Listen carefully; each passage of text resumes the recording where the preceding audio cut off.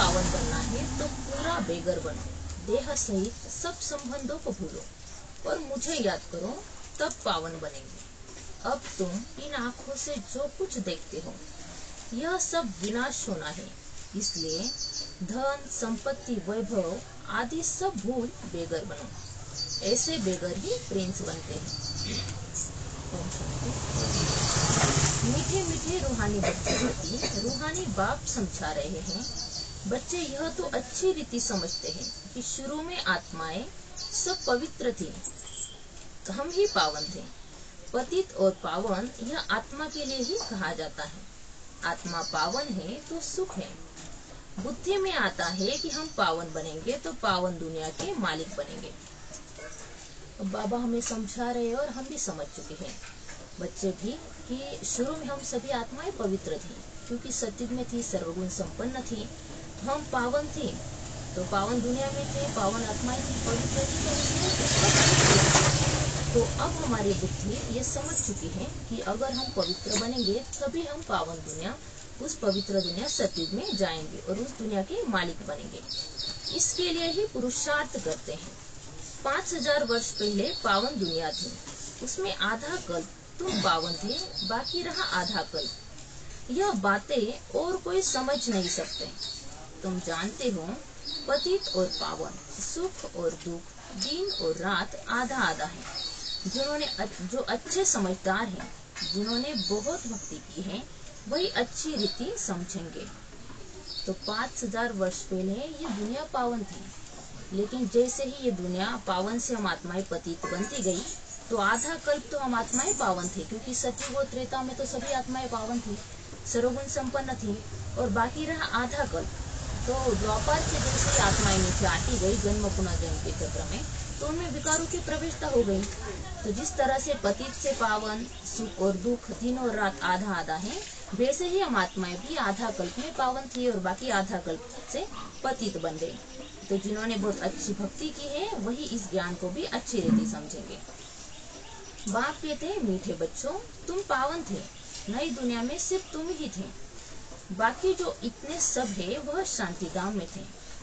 पहले पहले हम पावन थे और बहुत थोड़े थे, फिर नंबरवार मनुष्य सृष्टि रुचि को पाती गई। अब तुम मीठे बच्चों को कौन समझा रहे हैं? बाप। आत्माओं को परमात्मा बाप समझाते हैं। इसको कहा जाता है संगम, इसको ही कुंभ कहा जाता है। मनुष्य इस संगम युग को भूल गए हैं। तो हम शुरू में पावन थे, तो वो जो नई दुनिया थी वो भी पावन थी। तो नई दुनिया में सिर्फ थोड़े आत्माएं थे जो सर्वगुण संपन्न थे, और बाकी जो आत्माएं थी वो परम धाम में थी, शांति धाम में थी। तो पहले पहले हम पावन थे, बहुत थोड़े थे। उसके बाद जैसे ही आत्मा परम धाम से आत्माओं का आना शुरू हो गया, उनका पार्ट नीचे धरती पर आना शुरू हो गया, तो मनुष्य सृष्टि जो है वो बुद्धि को पाती गई। लेकिन अब इस समय हम आत्माओं को ये ज्ञान सर्वशक्तिमान परमपिता परमात्मा समझा रहे हैं, और अब आत्माओं को समझा रहे तो परमात्मा है, जो सर्वोच्च शक्ति है, हम सभी आत्माओं के पिता है। तो इसको संगम कहा जाता है, और दुनिया वाले इसे कुंभ भी कहते हैं। और मनुष्य इस संगम, और अब इस समय मनुष्य इस संगम युग को भूल गए हैं। बाबा ने समझाया है 4 युग होते हैं, 5वां यह छोटा सा लीप संगम युग है, इसकी आयु छोटी है। तो मनुष्य भी संगम युग को भूल गए हैं, और बाबा ने भी बताया है कि 4 युग होते हैं, सतयुग, त्रेता युग, द्वापर युग, कलयुग, और एक छोटा सा युग है जो संगम युग है। छोटा लेकिन बहुत ही श्रेष्ठ युग है, क्योंकि इसी युग में परमपिता परमात्मा आते हैं और हमें ये ज्ञान देते हैं। बाप कहते हैं, मैं इनकी वानप्रस्थ अवस्था में प्रवेश करता हूँ, बहुत जन्म के अंत के भी अंत में। बच्चों को यह खातिरी है ना, बाप ने इनमें प्रवेश किया है, इनकी भी बायोग्राफी सुनाई जाती है। तो बाबा ने ब्रह्मा बाबा के शरीर में प्रवेश किया। उनकी वानप्रस्थ अवस्था जब शुरू हुई ब्रह्मा बाबा की, तब ब्रह्मा बाबा तो शुरू से श्री कृष्ण का जन्म था। फिर उसके बाद उनका 84वां जन्म था ब्रह्मा बाबा के रूप में, दादा लेखराज के रूप में। तो उनकी जब वानप्रस्थ अवस्था शुरू हुई, उस वक्त शिव बाबा ने उनके अंदर प्रवेश किया, मतलब अंतिम शरीर में भी अंत के अंत में। तो उनकी भी बाबा पूछ रहे कि आपको खातिरी है ना कि बाबा ने इनमें प्रवेश किया है, तो इसलिए ब्रह्मा बाबा की जीवन कहानी भी दी हुई है। बाप कहते हैं मैं आत्माओं से ही बात करता हूँ। आत्मा और शरीर दोनों का इकट्ठा पार्ट होता है। इनको कहा जाता है जीवात्मा, पवित्र जीवात्मा, अपवित्र जीवात्मा।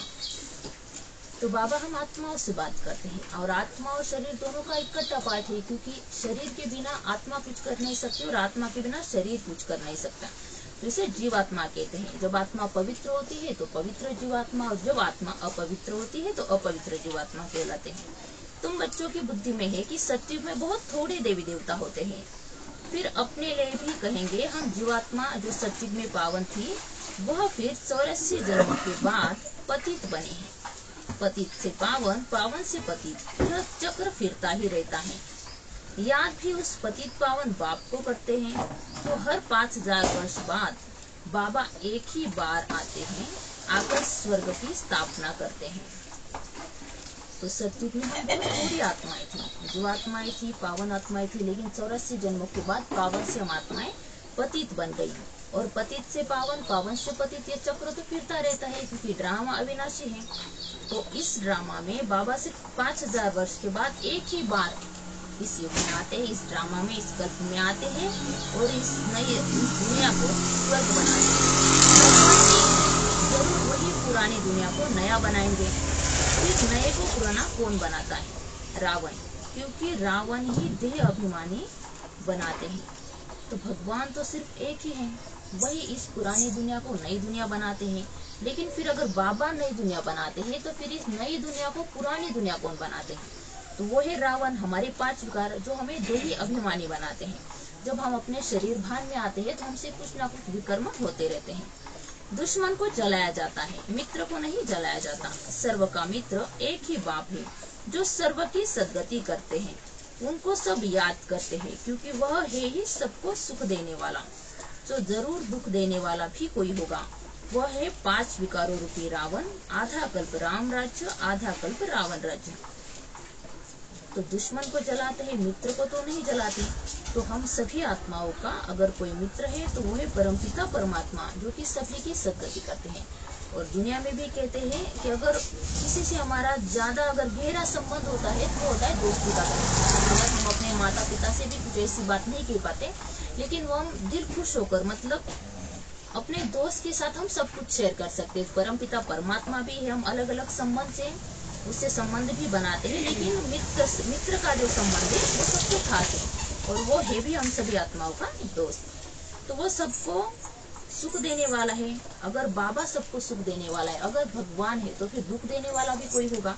तो दुख देने वाला है रावण, 5 विकारों रूपी रावण। तो आधा कल्प राम राज्य होता है और आधा कल्प रावण राज्य, क्योंकि आधा कल्प हम खुद सर्वगुण संपन्न रहते हैं, इसलिए दुख का नाम निशान भी नहीं रहता, और हम संपन्नता की वजह से किसी से हमें कोई लेना देना भी नहीं। और आधा कल्प रावण राज्य, द्वापर युग के बाद जैसे हम जन्म पुनर्जन्म लेते हैं तो हमारे अंदर विकारों की प्रवेशता होती है, हम देह भान में आते हैं, तो रावण राज्य स्टार्ट होता है। स्वस्तिका निकालते हैं ना, इसका भी अर्थ बाप समझाते हैं। इसमें पूरा चौथा होता है, जरा भी कम जास्ती नहीं। यह ड्रामा बड़ा एक्यूरेट है। तो हम स्वस्तिका निकालते हैं, कोई भी अगर हम शुभ कार्य करते हैं तो स्वस्तिका निकालते हैं। तो स्वस्तिका के जो 4 ही भाग होते हैं वो बराबर एक जैसे होते हैं, कोई छोटा बड़ा नहीं होता। ड्रामा बड़ा एक्यूरेट है। कोई समझते हैं हम इस ड्रामा से निकल जाए, बहुत दुखी है, इससे तो जाकर ज्योति ज्योत समाये, वह ब्रह्म में लीन हो जाए, लेकिन कोई भी जा नहीं सकता। क्या क्या ख्यालात करते हैं, भक्ति मार्ग में प्रयत्न भी भिन्न भिन्न करते हैं। तो कोई समझते हैं साधु सन्यासी जो बहुत ही दुख पाते हैं, तो वो समझते हैं कि इस ड्रामा से हम निकल जाएं, इस दुनिया में बहुत ही दुख है, तो हम ज्योति ज्योत समाये या फिर ब्रह्म में लीन हो जाए। इस संसार में हमें जन्म पुनर्जन्म के चक्र में आना नहीं है। लेकिन बाबा फिर भी कहते हैं कि ऐसा कुछ भी होता नहीं है, हर एक जो आता है अपना पार्ट उसे निभाना ही होता है। तो सन्यासी शरीर छोड़ेंगे तो ऐसे कभी नहीं कहेंगे स्वर्ग व वैकुंठ पधारा। प्रवृत्ति मार्ग वाले कहेंगे फलाना स्वर्ग पधारा। आत्माओं को स्वर्ग याद है ना। तो जब सन्यासी शरीर छोड़ते हैं तो फिर कोई ऐसे नहीं कहते कि वह स्वर्ग या फिर वैकुंठ है। लेकिन जब हम कहते हैं किसी अगर मनुष्य आत्मा ने शरीर छोड़ा, तब हम कहते हैं कि वह स्वर्ग पधारे, मतलब अब तक जो थे वह नर्क में थे, जब अब मरने के बाद शरीर छोड़ने के बाद वो स्वर्ग में गए। तुमको तो सबसे ज्यादा याद है, तुमको दोनों की हिस्ट्री ज्योग्राफी का पता है, और कोई को पता नहीं। तुम उनको भी पता नहीं था, बाप बेट बच्चों को सब राज समझाते हैं।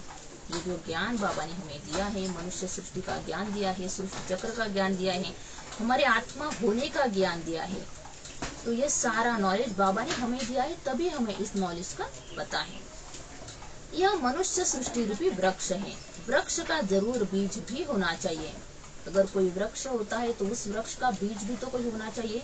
तो मनुष्य सृष्टि रूपी वृक्ष का बीज है परमपिता परमात्मा। बाप ही समझाते हैं पावन दुनिया कैसे पतित बनती है, फिर मैं पावन बनाता हूँ। पावन दुनिया को कहा जाता है स्वर्ग। स्वर्ग पास्ट हो गया, फिर जरूर रिपीट होना है, इसलिए कहा जाता है वर्ल्ड की हिस्ट्री रिपीट होती है। अर्थात वर्ल्ड ही पुराने से नए, नए से पुरानी होती है। रिपीट माना ही ड्रामा। ड्रामा अक्षर बहुत अच्छा है, शोभता भी है। तो बाबा समझाते हैं कि पावन दुनिया कैसे पतित बनती है, और मैं पावन, फिर बाबा आकर इसे पावन बनाते हैं। तो पावन दुनिया को कहा जाता है स्वर्ग, और फिर अगर स्वर्ग पास्ट हो गया तो जरूर फिर रिपीट भी होना है, तो इसलिए कहा जाता है वर्ल्ड की हिस्ट्री रिपीट होती है। मतलब वर्ल्ड पुरानी दुनिया से फिर नई दुनिया, नई दुनिया से फिर पुरानी दुनिया बनती है। और रिपीट माना ही ड्रामा। तो ड्रामा अक्षर कितना अच्छा है। अगर ड्रामा, अगर कभी हमारे साथ कुछ गलत हो भी जाए, तो अगर कभी कभी हम कह देते हैं कि ड्रामा, तो एक निश्चिंतता आती है हमारे अंदर। और कभी किसी के साथ हमारे कुछ अनबन हो गए, या फिर कुछ गलत हुआ, किसी ने हमारा अपमान भी किया हो, अगर कल की बात हो, तो वो बात फिर से होने के लिए 5000 साल के बाद वो बात फिर से रिपीट होगी। लेकिन हम क्या करते हैं, उसके बारे में सोचते हैं, हुआ वो कल, जो हुआ, जो होना था वो हुआ, लेकिन फिर भी हम उसके बारे में सोचते हैं और हमारे वर्तमान की खुशी को भी हम खो देते हैं। इसलिए ड्रामा अक्षर बहुत अच्छा है। चक्र हूबहू फिरता ही रहता है। नाटक को हूबहू नहीं कहा जाता। कोई बीमार हो पड़ते हैं तो छुट्टी ले लेते हैं। चक्र फिरता रहता है। लेकिन अगर नाटक को कहते हम, दुनिया में जो भी नाटक होते हैं, अगर उस नाटक का कोई भी आदमी, कोई भी एक्टर हो, वो अगर बीमार पड़ता है तो उसे छुट्टी दी जाती है। जब तक वो ठीक नहीं होता तब तक वो वैसा ही बंद रहता है। वो जब उसकी बीमारी या फिर वो ठीक होता है तो फिर उससे आगे का नाटक शुरू हो जाता है। लेकिन हमारा ड्रामा फिक्स है, जो हुआ सो हुआ। तो तुम बच्चों की बुद्धि में है, हम पूज्य देवता थे फिर पुजारी बने। बाप आकर पतित से पावन बनने की युक्ति बताते हैं, जो कि 5000 वर्ष पहले बताई थी। सिर्फ कहते हैं बच्चों मुझे याद करो। तो बाबा हम आत्माओं को पावन बनने की, पतित से पावन बनने की युक्ति बताते थे, क्योंकि हम तो ओरिजिनल में है ही हम आत्माएं।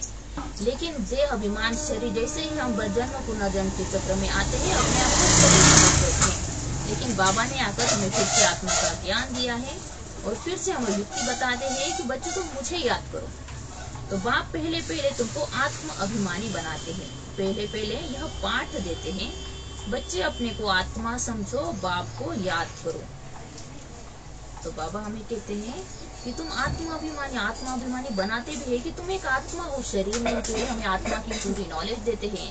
फिर जब हम अपने आप पर निश्चय करते हैं मैं एक आत्मा हूँ, तो आत्मा समझकर जब हम बाबा को याद करते हैं तो हमारे विकर्म विनाश होते हैं।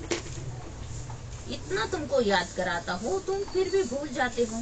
भूलते ही रहेंगे जब तक ड्रामा का अंत आए। अंत में जब विनाश का समय होगा तब पढ़ाई पूरी होगी, फिर तुम शरीर छोड़ देंगे। जैसे सर्प भी एक पुरानी खाल छोड़ देते हैं ना, तो बाप ही समझाते हैं तुम जब बैठते हो अथवा चलते फिरते हो, देही अभिमानी होकर रहो। आगे तुमको देह अभिमान था, अब बाप कहते हैं आत्माभिमानी बनो। देह अभिमान में आने से तुमको 5 विकार पकड़ लेते हैं। आत्माभिमानी बनने से कोई विकार पकड़ेगा नहीं। तो बाबा ने उदाहरण दिया है सर्प का। जैसे सर्प भी अपनी पुरानी खाल छोड़ देते हैं और उनके अपने आप नई खाल आनी शुरू हो जाती है। तो हमें भी फिर बाबा समझा रहे हैं कि उठते बैठते चलते फिरते देही अभिमानी होकर रहना है। लाइट का फरिश्ता के रूप में भी हम देखते हैं, आत्मिक स्वरूप को भी हम मतलब आत्मा समझकर भी हम हर कार्य कर सकते हैं। अटेंशन देना होगा।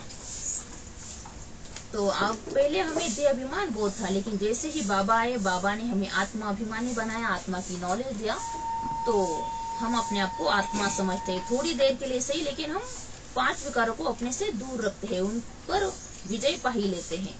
तो हमें अपने ऊपर अटेंशन देना है और आत्मिक स्थिति का अभ्यास बनाना है। देही अभिमानी बन बाप को बहुत प्यार से याद करना है। आत्माओं को परमात्मा का प्यार मिलता है इस संगम पर। इसको कल्याणकारी संगम कहा जाता है, जबकि बाप और बच्चे आकर मिलते हैं। तो हम आत्माओं को परमात्मा का प्यार मिलता है इस संगम पर। कल्प में सिर्फ एक ही बार ऐसे होता है कि इस संगम पर परमात्मा और हम आत्माएं, हमारा पिता और हम बच्चे एक साथ रहते हैं। उनके गोद में हम पलते हैं। वो हम स्वयं हमें ज्ञान सुनाते हैं। उस ज्ञान को हम सुनते हैं, समझते हैं और धारण करते हैं। स्वयं अगर भगवान हमारे साथ है तो कुछ गलत हो ही नहीं सकता। अगर कुछ गलत होता भी है तो हमारे हिसाब किताब के कारण हमसे कुछ गलत होता है, हमारे साथ कुछ गलत होता है। लेकिन फिर भी ये संगम युग है ही कल्याणकारी, क्योंकि परमात्मा का साथ है। तुम आत्माएं भी शरीर में हो, बाप भी शरीर में आकर तुमको आत्मा निश्चय कराते हैं। बाप एक ही बार आते हैं, जबकि सभी को वापस ले जाना है। समझाती भी है, हम तुमको कैसे वापस ले जाएंगे। तुम कहते भी हो हम सभी पतित हैं, आप पावन हो, आप आकर हमको पावन बनाओ। तुम बच्चे भी समझते हो आत्मा छोटा सितारा है, बाप भी छोटा सितारा है, परंतु वह ज्ञान का सागर, शांति का सागर है। तुमको भी आप समान बनाते हैं। तो हमने ही बाबा को पुकारा था कि बाबा हम पति थे, आकर हमें पावन बनाओ, इस दुख से हमें छुड़ाओ। तो बाबा भी आए हुए हैं और बाबा ने हमें इस दुख से छुड़ाने के लिए युक्ति बताई है कि अपने आप को शरीर नहीं, अपने आप को आत्मा समझो। तो जैसे हम आत्मा है, छोटे सा सितारा है, तो वैसे बाबा भी छोटा सितारा ही है। लेकिन हम जन्म मृत्यु के चक्र में आते हैं, परमात्मा जन्म मृत्यु के चक्र में नहीं आते, जो सर्वशक्तिवान है और हम मास्टर सर्वशक्तिवान है। परंतु वह ज्ञान का सागर, शांति का सागर है, तुमको भी आप समान बनाते हैं। तो पिता है तो हर पिता चाहता है कि मेरा बच्चा मेरे जैसा ही बनो, मेरे से भी ऊपर बने। तो बाबा भी कह रहे हैं कि तुम भी मेरे जैसे ही बनो। यह ज्ञान तुम बच्चों को है, जो तुम फिर सबको समझाते हो। फिर सतयुग में जब तुम होंगे तो यह ज्ञान सुनाएंगे क्या? नहीं, ज्ञान सागर बाप तो एक ही है, जो तुमको अभी ही पढ़ाते हैं। जीवन कहानी तो सबकी चाहिए ना। तो ये ज्ञान अभी हमारे पास है, तो अभी हमें इस ज्ञान को सबको समझाना है। सतयुग में इस ज्ञान का कोई फायदा नहीं होगा। ज्ञान के फलस्वरूप हम आत्माएं सतयुग में जाएंगे, लेकिन ये ज्ञान हम सतयुग में नहीं सुनाएंगे। और ये ज्ञान सुनाने वाला हमें परमपिता परमात्मा है, जो ज्ञान का सागर भी, और एक ही है भगवान। वह बाप सुनाते ही रहते हैं, परंतु तुम घड़ी घड़ी भूल जाते हो। तुम्हारी माया के साथ युद्ध है। तुम फील करते हो बाबा को हम याद करते हैं, फिर भूल जाते हैं। बाप कहते हैं माया ही तुम्हारी दुश्मन है, जो तुमको भुला देती है, अर्थात बाप से बेमुख कर देती है। तो माया ही हमारी सबसे बड़ी दुश्मन है। हम बाबा से योग लगाते हैं, जब तक हमारा थोड़ी देर के लिए जब हम बाबा से योग लगाते हैं तो हम फील करते हैं कि हम बाबा को याद कर रहे हैं, लेकिन हम फिर भी कोई ना कोई थॉट ऐसा आता है कि हम उस थॉट में फिर उलझ जाते हैं, बाबा से दूर होते जाते हैं। बाबा कह रही माया ही है जो तुम्हारी दुश्मन है, जो तुम्हें बाबा से बेमुख कर देती है। तुम बच्चे एक ही बार बाप के सम्मुख होते हो। बाप एक ही बार वर्षा देते हैं, फिर बाप को सम्मुख आने की दरकार ही नहीं। पाप आत्मा से पुण्यात्मा स्वर्ग का मालिक बनाया, बस फिर क्या आकर करेंगे। तुमने बुलाया और मैं बिल्कुल पूरे टाइम पर आया। तो बाबा इस समय सिर्फ एक ही बार हम आत्माओं के साथ होते हैं, हमारे सम्मुख होते हैं, एक ही बार आकर हमें वर्षा देते हैं, और फिर उसके बाद पाप आत्मा से हमें पुण्य आत्मा भी बनाते हैं, स्वर्ग के मालिक भी बनाते हैं। तो अभी बाबा हमें सर्वगुण संपन्न बना रहे हैं। तो जब हम सतयुग में सर्वगुण संपन्न बनेंगे तो बाबा वहाँ नहीं आते हैं, बस बाबा वहाँ से जाते हैं, यहाँ से फिर परम धाम में जाते हैं। फिर अपने वो फिक्स टाइम पर बिल्कुल पूजन का उनका पूरा मतलब आने का समय होता है संगम पर, उस समय बाबा आते हैं। हर 5000 वर्ष बाद मैं अपने समय पर आता हूँ। यह किसको भी पता नहीं है। शिवरात्रि क्यों मनाते हैं, उसने क्या किया, किसको भी पता नहीं। इसलिए शिवरात्रि की हॉलीडे आदि कुछ नहीं करते, और सबकी हॉलीडे करते हैं। लेकिन शिव बाबा आते हैं, इतना पाठ बजाते हैं, उनका कोई को पता नहीं पड़ता, अर्थ ही नहीं जानते। भारत में कितना अज्ञान है। तो 5000 वर्ष के बाद बाबा अपने समय पर आते हैं, और बाबा जब आते हैं तो अभी जो है वो शिवरात्रि मनाते हैं। लेकिन शिवरात्रि क्यों मनाते हैं ये किसका पता, ये किसको पता नहीं, उसका वास्तविक रियल अर्थ किसी को भी पता नहीं है। तो पहले शिवरात्रि पर छुट्टी नहीं देते थे, लेकिन अब शिवरात्रि पर भी छुट्टी देते हैं, लेकिन बाबा आकर क्या करते हैं ये कोई भी किसी को भी पता नहीं। बाबा आकर हम आत्माओं को पतित से पावन बनाते हैं, सर्वगुण संपन्न बनाते हैं, नई दुनिया में ले चलते हैं, लेकिन ये बात किसी को भी पता नहीं है हम बच्चों के अलावा। तो भारत में कितना अज्ञान है। तुम बच्चे जानते हो कि शिव बाबा ही ऊंचते ऊंच है, तो जरूर मनुष्य को ऊंचते ऊंच बनाएंगे। परमपिता परमात्मा शिव परमात्मा ऊंचते ऊंच है, बड़े से बड़ा है, उनसे बड़ा इस दुनिया में कोई नहीं है। तो वो अगर ऊंचते ऊंच है तो हम आत्माओं को भी ऊंचते ऊंच और श्रेष्ठ ही बनाएंगे। बाप कहते हैं मैंने इनको ज्ञान दिया, योग सिखाया, फिर वह नर से नारायण बना। उन्होंने यह नॉलेज सुनी है, यह नॉलेज तुम्हारे लिए ही है। ब्रह्मा बाबा के विषय में बाबा कह रहे हैं कि मैंने उन्हें मतलब ब्रह्मा बाबा को ज्ञान दिया, योग सिखाया, और उसके आधार से ही ब्रह्मा बाबा नारायण बने हैं। तो ये ज्ञान तुम्हारे लिए ही है और किसके लिए शोभता नहीं है। तुमको फिर से बनना है और कोई नहीं बनते हैं। तो हम भी बाबा के बच्चे हैं, ब्रह्मा बाबा भी बाबा के बच्चे, हम भी बाबा के बच्चे। तो बाबा कह रहे हैं कि तुम्हारे अलावा और कोई ये ज्ञान नहीं सुनता है और न ही कोई समझता है।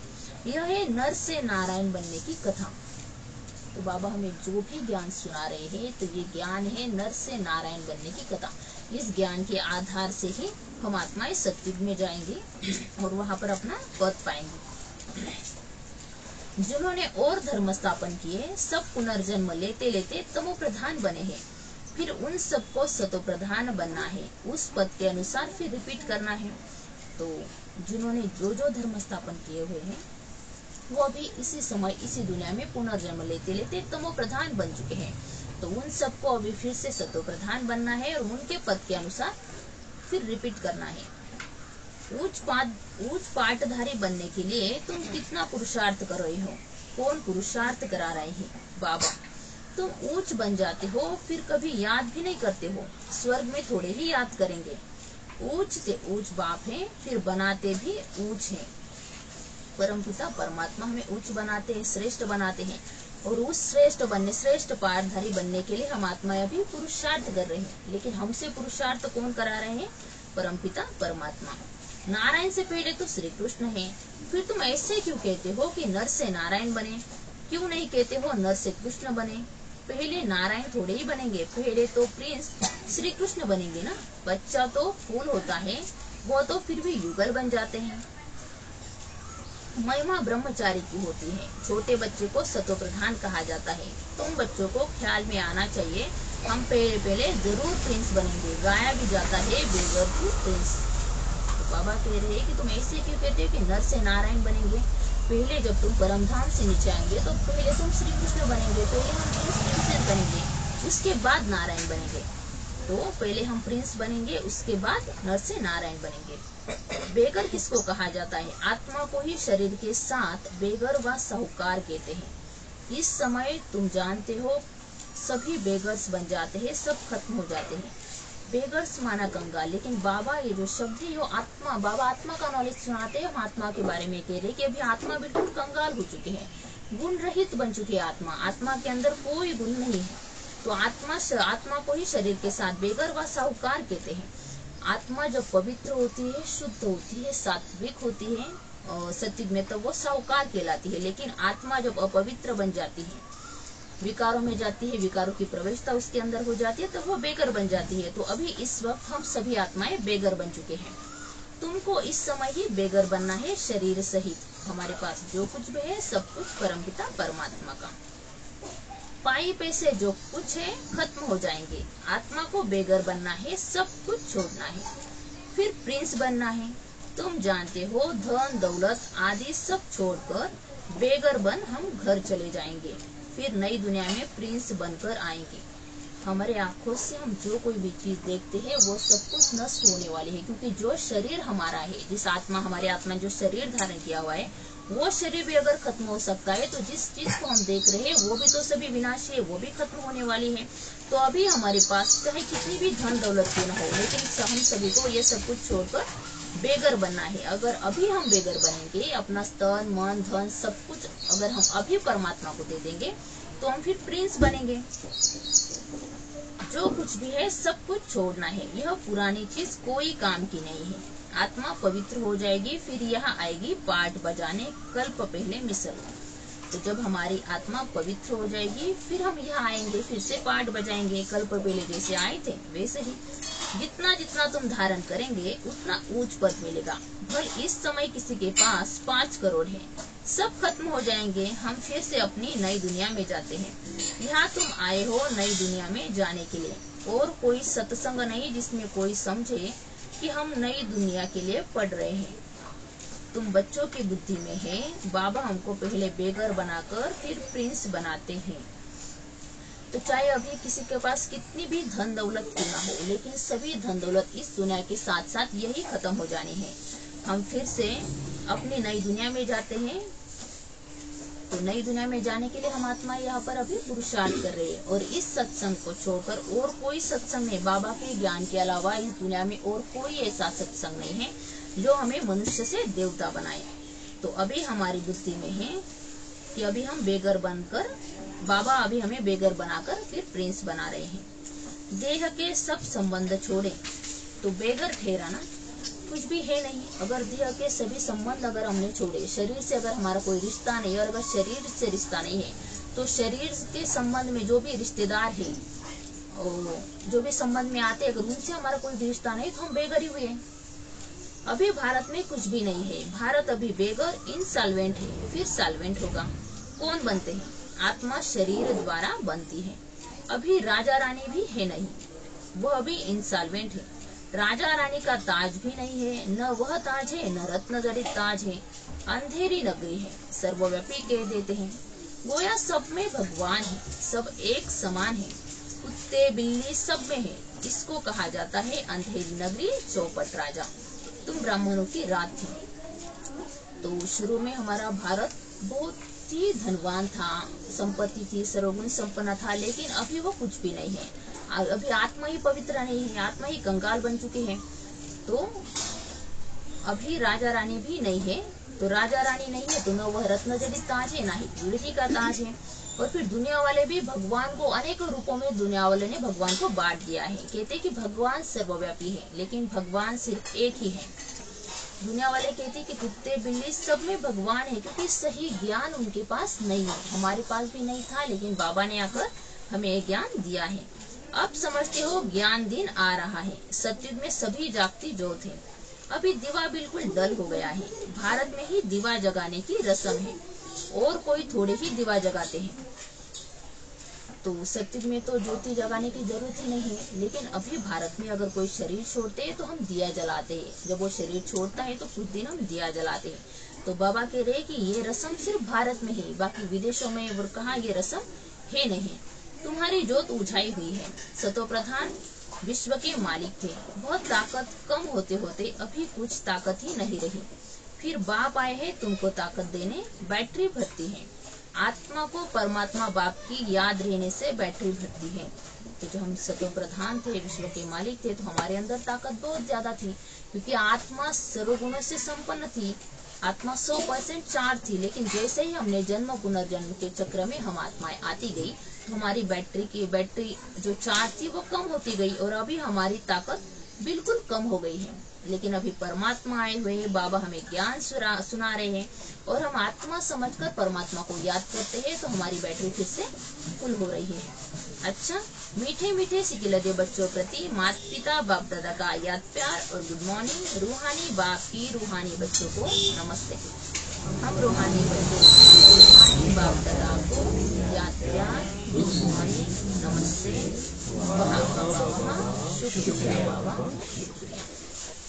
ध्यान के साथ अब नाटक पूरा हो रहा है, हमें वापस जाना है।